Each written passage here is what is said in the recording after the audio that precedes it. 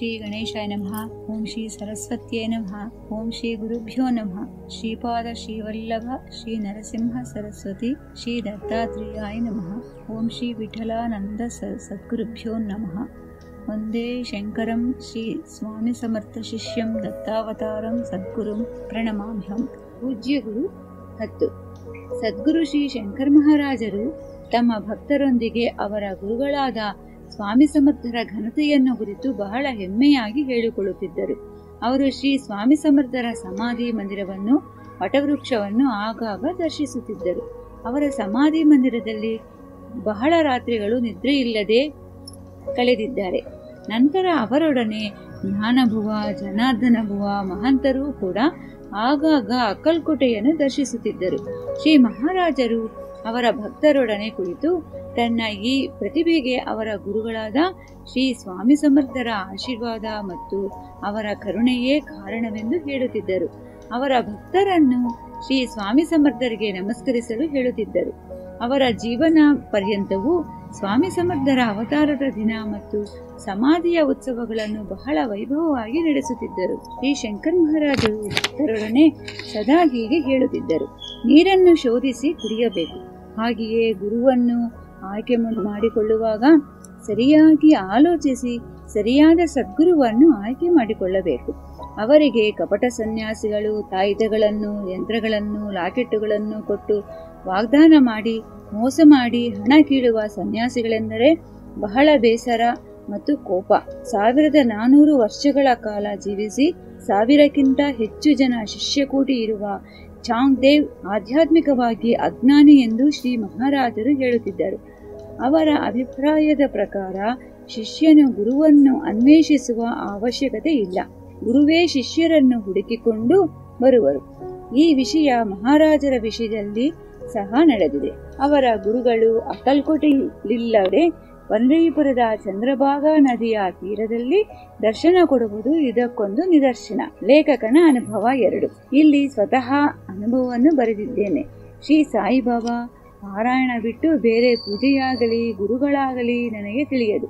ಹೀಗಿರುವಾಗ ಶ್ರೀ ವಿಠಲ್ ಬಾಬಾರವರು ಬೆಂಗಳೂರಿಗೆ ಬಂದು ನನಗೆ ದರ್ಶನ ಮತ್ತು ಆಶೀರ್ವಾದವನ್ನು ಅನುಗ್ರಹಿಸಿದರು.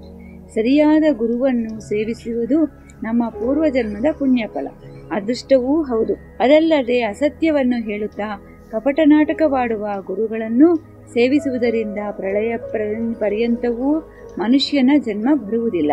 ನಿಷಿದ್ಧ ಗುರು ಶಿಷ್ಯಸು ದುಷ್ಟ ಸಂಕಲ್ಪ ದೂಷಿತ ಬ್ರಹ್ಮ ಪ್ರಳಯ ಪರ್ಯಂತಂ ನ ಪುನರಾತಿ ಮತ್ಯಥಾಂ. ಅಧ್ಯಾಯ 3 ಶ್ಲೋಕ 283 ಗುರುಗೀತೆ.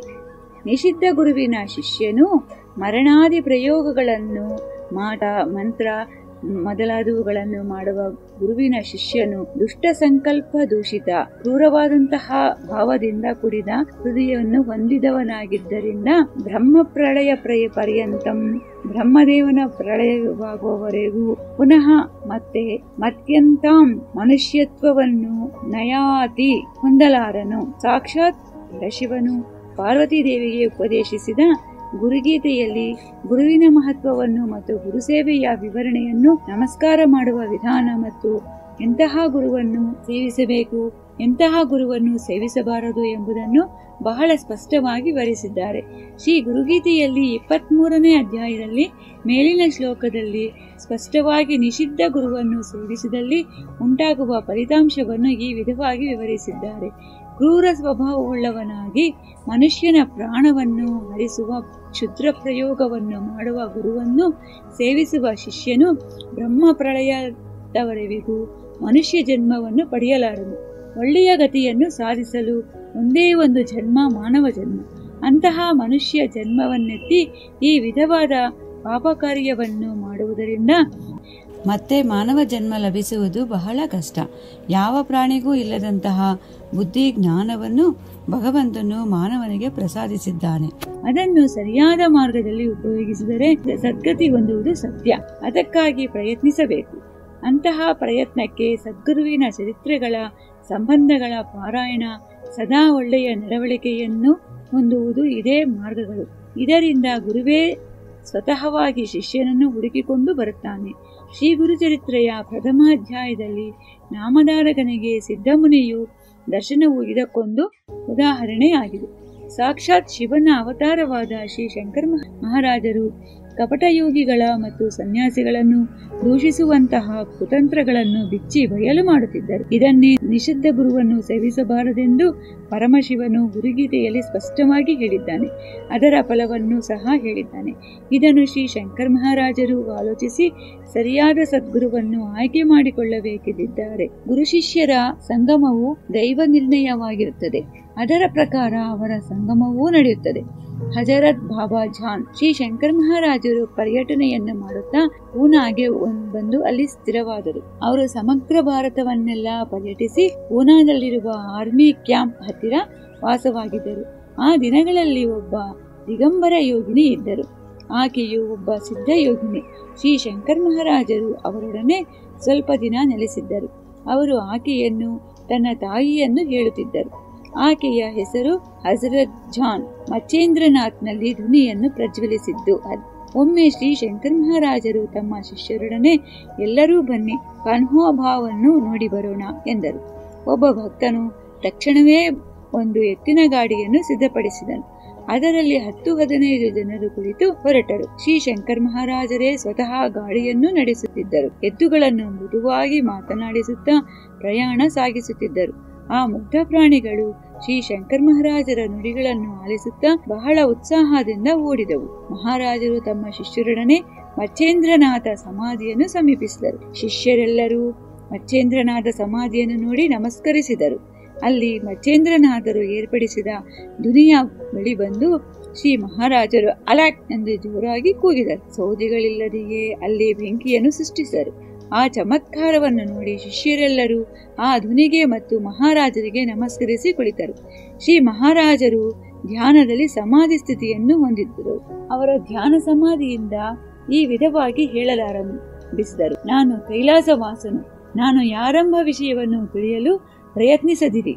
ನನ್ನ ಜಾತಿ, ಕುಲ, ಮತ ಮೊದಲಾದ ಯಾವ ವಿಷಯವನ್ನೂ ಕುರಿತು ತರ್ಕಿಸಬೇಡಿ. ನನ್ನ ಈ ಆಕಾರವನ್ನು ನೋಡಿ ಅನ್ಯಥಾ ಭಾವಿಸಬೇಡಿ. ನನ್ನಲ್ಲಿರುವ ಭಗವಂತನನ್ನು ನೋಡಿರಿ. ನನ್ನನ್ನು ಪೂಜಿಸಿ ಹೃದಯಪೂರ್ವಕವಾಗಿ ಪ್ರಾರ್ಥಿಸಿರಿ. ಎಲ್ಲರಲ್ಲಿಯೂ ಪ್ರೇಮ ದಯೆ ತೋರಿಸಿ ಸಕಲ ಜೀವಿಗಳನ್ನು ಕರುಣಿಸಿ. ಮೋಸಗಾರರಾದ ಸನ್ಯಾಸಿಗಳ ಹಿಂದೆ ಬೀಳದಿರಿ. ಸಾಧನೆ ಮಾಡಿದ ಯೋಗಿಗಳು ಚಮತ್ಕಾರವನ್ನು ತೋರಿಸಬಲ್ಲರೇ ವಿನಃ ಹಣೆ ಬರಹವನ್ನು ಬದಲಾಯಿಸಲಾರರು. ನನ್ನ ಪ್ರಿಯ ಶಿಷ್ಯರೇ, ನೀವು ದೇವರಿಗೆ ಹತ್ತಿರವಾಗಿರಿ. ಅವರ ಶಿಷ್ಯರಿಗೆ ಸಂದೇಶವನ್ನು ಕೊಟ್ಟು ನಂತರ ನಗರಕ್ಕೆ ಸೇರಿಕೊಂಡರು. ಮಾರ್ಗ ಮಧ್ಯದಲ್ಲಿ ನಡೆದ ಸಂಘಟನೆ ಇದು. ಅವರು ಮಚೇಂದ್ರನಾಥ್ನಿಂದ ಹೊರಟು ಬರುತ್ತಿರುವಾಗ ದಟ್ಟವಾದ ಅರಣ್ಯದಲ್ಲಿ ಅವರ ಪ್ರಯಾಣವು ಸಾಗಿತು. ಮಾರ್ಗ ಮಧ್ಯದಲ್ಲಿ ಶ್ರೀ ಮಹಾರಾಜರು ಗಾಡಿ ಇಳಿದು ನಿಂತರು. ಅವರ ಮುಖದಲ್ಲಿ ಹಲವು ಬದಲಾವಣೆಗಳುಂಟಾದವು. ದೊಡ್ಡದಾದ ಅವರ ಕಣ್ಣುಗಳು ಮತ್ತಷ್ಟು ದೊಡ್ಡದಾದವು. ಅಷ್ಟರಲ್ಲಿ ಮಹಾರಾಜರು ಜೋರಾಗಿ ಅಲಾಕ್ ಎಂದು ಕೂಗಿ ಒಂದು ಪ್ರದೇಶವನ್ನು ತೋರಿಸಿದರು. ಅಲ್ಲಿ ಅಗೆಯುವಂತೆ ಆಜ್ಞಾಪಿಸಿದರು. ಅಲ್ಲಿ ಒಂದು ಶಿವಲಿಂಗವು ಕಂಡಿತು. ಆ ಲಿಂಗಕ್ಕೆ ವೃದ್ಧೇಶ್ವರ್ ಎಂದು ಹೆಸರಿಟ್ಟು ಸಮೀಪದಲ್ಲಿರುವ ಗ್ರಾಮಸ್ಥರಿಗೆ ಅಲ್ಲಿ ಒಂದು ಆಲಯವನ್ನು ನಿರ್ಮಿಸುವಂತೆ ಆಜ್ಞಾಪಿಸಿದರು. ಅಂದಿನಿಂದ ಇಂದಿನವರೆಗೂ ಆ ಲಿಂಗವು ಬೆಳೆಯುತ್ತಲೇ ಇದೆ. ವೃದ್ಧಿ ಹೊಂದಿದ ಲಿಂಗವಾದ್ದರಿಂದ ಆ ಲಿಂಗಕ್ಕೆ ವೃದ್ಧೇಶ್ವರನೆಂದು ನಾಮಕರಣ ಮಾಡಿದರು. ಶ್ರೀ ಶಂಕರ ಮಹಾರಾಜರು ಒಮ್ಮೆ ಜ್ಞಾನೇಶ್ವರ ಮಂದಿರದಲ್ಲಿ ಕೀರ್ತನೆ ನಡೆಯುತ್ತಿರುವಾಗ ಧ್ಯಾನ ಸಮಾಧಿಯನ್ನು ಹೊಂದಿದರು. ಅವರೊಂದಿಗೆ ಅವರ ಶಿಷ್ಯರಾದ ಡಾಕ್ಟರ್ ಜ್ಞಾನೇಶ್ವರ, ನ್ಯಾಯವಾದಿ ಶ್ರೋತ್ರಿ, ದಾದಾ ಕೇಕಡ್, ದಾದಾ ಕಾರ್ಕನಿಕ್, ಬಾಬು ಸಾಹೇಬ್ ಜ್ಞಾನೇಶ್ವರ್, ಕುಕ್ಕಡೆ ಕಾಕಾ ಮೊದಲಾದವರು ಕೂಡ ಇದ್ದರು. ಇದ್ದಕ್ಕಿದ್ದಂತೆ ಶ್ರೀ ಮಹಾರಾಜರು ಹೊರಗೆ ಹೊರಟು ಹೋದರು. ಸ್ವಲ್ಪ ಹೊತ್ತಿಗೆ ಒಂದು ದೊಡ್ಡ ಹುಲಿಯು ಶಿವನ ದೇವಾಲಯದೊಳಗೆ ಬಂದು ಶಿವಲಿಂಗಕ್ಕೆ ಪ್ರದಕ್ಷಿಣೆಯನ್ನು ಮಾಡಿ ಹೊರಟು ಹೋಯಿತು. ಅಲ್ಲಿದ್ದವರೆಲ್ಲ ಭಯಭೀತಿಯಿಂದ ತಬ್ಬಿಬ್ಬಾದರು. ಇಷ್ಟರಲ್ಲಿ ಶ್ರೀ ಮಹಾರಾಜರು ಬಂದರು. ಅವರೊಡನೆ ಈ ವಿಷಯವನ್ನು ಹೇಳಲು ನನ್ನ ಶಿಷ್ಯರನ್ನು ತಿನ್ನುವೆನೇನು ಎಂದು ಅವರೇ ಹುಲಿಯ ರೂಪದಲ್ಲಿ ಬಂದರೆಂದು ಎಲ್ಲರಿಗೂ ಸ್ಪಷ್ಟವಾಯಿತು. ಒಮ್ಮೆ ನಾರಾಯಣ ಹನ್ಸ್ ಎಂಬ ವ್ಯಕ್ತಿಯು ತನ್ನ ನಾಟಕ ಪರಿವಾರದೊಂದಿಗೆ ಗಂಗಾಪುರ್ ಎಂಬ ಊರಿಗೆ ಹೋಗಿ ಅಲ್ಲಿರುವ ದೇವಾಲಯವನ್ನು ದರ್ಶಿಸಿ ಕೆಲವು ದಿನಗಳು ಅಲ್ಲಿದ್ದು ನಾಟಕವನ್ನು ಪ್ರದರ್ಶಿಸಿದರು. ಕೊನೆಯ ದಿನ ಪ್ರದರ್ಶನವಾದ ನಂತರ ಗಂಗಾಪುರ್ ರೈಲ್ವೆ ಸ್ಟೇಷನ್ಗೆ ಬಂದರು. ಆದರೆ ಅವರು ಬರುವ ವೇಳೆಗೆ ಕೊನೆಯ ರೈಲು ಹೊರಟು ಹೋಗಿತ್ತು. ರಾತ್ರಿಯಾಗಿದ್ದುದರಿಂದ ನಿದ್ರೆ ಬರಲಿಲ್ಲ. ಆದರೂ ಹಸಿವಿನಿಂದ ಹಾಗೂ ಹೀಗೂ ಉರುಳುತ್ತಿದ್ದರು. ಅರ್ಧರಾತ್ರಿಯ ಸಮಯ ಏನೂ ಸಿಗಲಿಲ್ಲ. ಆದರೆ ಆ ಸಮಯದಲ್ಲಿ ಒಬ್ಬ ವ್ಯಕ್ತಿ ಪೂರಿ ಬಾಜಿ ಮಾರುತ್ತಾ ಬಂದನು. ಮೊದಲೇ ಹಸಿವಿನಿಂದ ಇದ್ದಿದ್ದರಿಂದ ಅವರಿಗೆಲ್ಲ ಈ ಕೂಗು ಅಮೃತವಾಗಿ ಕೇಳಿಸಿತು. ಎಲ್ಲರೂ ಎದ್ದು ಹೊಟ್ಟೆ ತುಂಬಾ ತಿಂದರು. ಆತನಿಗೆ ಹಣ ಕೊಡಲು ಹೋದರೆ ನಾಳೆ ತೆಗೆದುಕೊಳ್ಳುತ್ತೇನೆಂದು ಹೇಳಿ ಹೊರಟು ಹೋದನು. ಮಾರನೆಯ ದಿನ ಆ ಪೂರಿ ಮಾರಿದವನಿಗಾಗಿ ಎದುರು ನೋಡಿದರು. ಆದರೆ ಅವನ ಸುಳಿವೇ ಇಲ್ಲವಾಯಿತು. ಇಷ್ಟರಲ್ಲಿ ರೈಲು ಬಂದೇ ಬಿಟ್ಟಿತು. ಅವರಲ್ಲಿ ಯಾರಿಗೂ ರೈಲನ್ನು ಬಿಡಲು ಮನಸ್ಸಿರಲಿಲ್ಲ. ಆದ್ದರಿಂದ ಎಲ್ಲರೂ ರೈಲನ್ನು ಹತ್ತಿದರು. ರೈಲು ಸೋಲಾಪುರ ಸ್ಟೇಷನ್ನಿಗೆ ಬಂದಿತು. ಎಲ್ಲರೂ ಆ ಊರಿನಲ್ಲಿ ಇಳಿದರು. ನಾರಾಯಣ ರಾಜಹಂಸರು ಆ ಪೂರಿ ಮಾರಿದ ವ್ಯಕ್ತಿಯನ್ನು ಅಲ್ಲಿ ನೋಡಿದರು. ಒಡನೆಯೇ ಆತನ ಬಳಿ ಬಂದು ಹಣವನ್ನು ಕೊಡಲು ಹೋದರು. ಆಗ ಆ ವ್ಯಕ್ತಿಯು ಹಣವನ್ನು ಮುಟ್ಟದೆ, ನೀನು ನನಗೆ ಒಂದು ಪ್ರಮಾಣವನ್ನು ಮಾಡಿದರೆ ಸಾಕು ಎಂದನು. ಹಂಸರವರು ಆ ಪ್ರಮಾಣವೇನೆಂದು ಪ್ರಶ್ನಿಸಿದರು. ಆ ವ್ಯಕ್ತಿಯು ಹೀಗೆಂದನು, ಪ್ರತಿ ಗುರುವಾರವೂ ನೀನು ಭಗವನ್ನಾಮ ಸ್ಮರಣೆ ಮಾಡಬೇಕು. ಆ ದಿನ ನೀವು ಖಂಡಿತವಾಗಿ ಸಾಂಬ್ರಾಣಿ ಧೂಪವನ್ನು ಹಾಕಬೇಕು. ನನ್ನನ್ನು ಮರೆಯದೆ ಪ್ರತಿ ಬಾರಿಯೂ ಸಂಕೀರ್ತನೆಯ ಮುಂಚೆ ಮತ್ತು ನಂತರ ಕೂಡ ಸಾಂಬ್ರಾಣಿ ಹೊಗೆಯನ್ನು ಹಾಕಿರಿ. ನಾನು ನಿಮ್ಮೊಡನೆಯೇ ಇರುತ್ತೇನೆ, ಭಯವಿಲ್ಲ.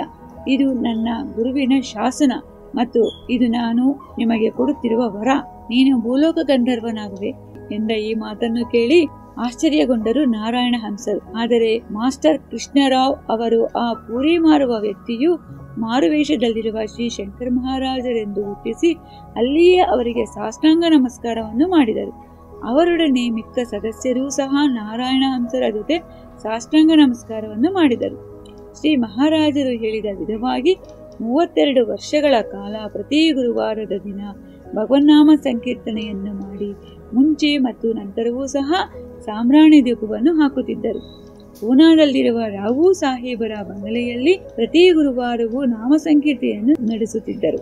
ಶ್ರೀ ನಾರಾಯಣ ಹಂಸರು ಶ್ರೀ ಸತ್ಯನಾರಾಯಣ ವ್ರತವನ್ನು ಮಾಡಿ ಪ್ರಸಾದವನ್ನು ಹಂಚಿದರು. ಶ್ರೀ ಶಂಕರ ಮಹಾರಾಜರ ಮಾತುಗಳು ನಿಜವಾದವು. ಅವರಿಗೆ ಬಾಲಗಂಧರ್ವ ಎಂಬ ಬಿರುದಿನೊಂದಿಗೆ ಸತ್ಕಾರವನ್ನು ಮಾಡಿದರು. ಶ್ರೀ ಶಂಕರ ಮಹಾರಾಜರು ಶ್ರೀ ನಾರಾಯಣ ಹಂಸರ ನಾಟಕದ ತೆರೆಯನ್ನು ಸರಿಸುತ್ತಿದ್ದರು. ಅವರು ಸಹ ಕೆಲವು ನಾಟಕಗಳಲ್ಲಿ ನಟಿಸಿದ್ದಾರೆ. ಒಂದು ಬಾರಿ ಶಂಕರ ಮಹಾರಾಜರು ಅವರ ಶರೀರಾವಯವಗಳನ್ನು ಒಂದಕ್ಕೊಂದು ಸಂಬಂಧವಿಲ್ಲದಂತೆ ಬೇರ್ಪಡಿಸಿದರು.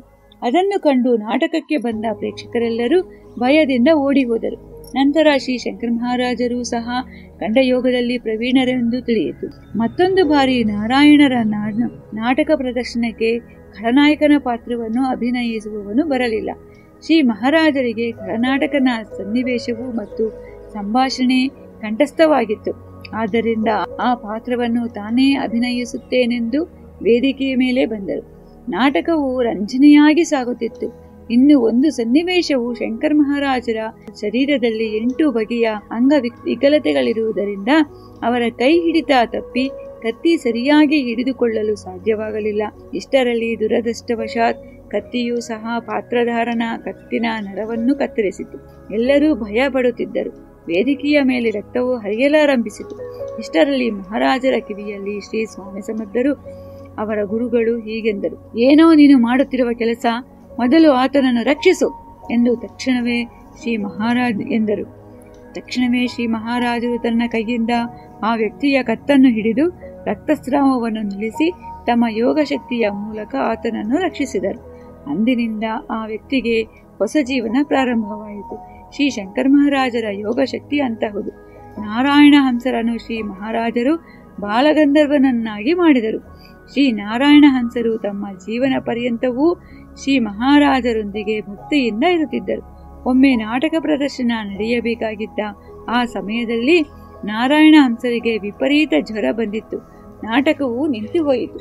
ಅಂತಹ ವಿಪತ್ತಾದ ಪರಿಸ್ಥಿತಿಯಲ್ಲಿ ಶ್ರೀ ಮಹಾರಾಜರು ತಮ್ಮ ಸಿಗರೇಟ್ ಬೂದಿಯನ್ನು ನೀರಿನಲ್ಲಿ ಬೆರೆಸಿ ಕುಡಿಸಿದರು. ಅದೇನು ವಿಚಿತ್ರವೋ, ತಕ್ಷಣ ಜ್ವರವು ಕಮ್ಮಿಯಾಗಿ ಆ ದಿನ ಪ್ರದರ್ಶನ ನಡೆಯಿತು. ನಿತ್ಯಾಗ್ನಿಹೋತ್ರವನ್ನು ಅವರು ಸಿಗರೇಟಿನ ಮೂಲಕ ನಿರ್ವಹಿಸುತ್ತಿದ್ದರು. ಆದ್ದರಿಂದ ಬೂದಿಯು ಹೋಮಭಸ್ಮದ ಸಮಾನ.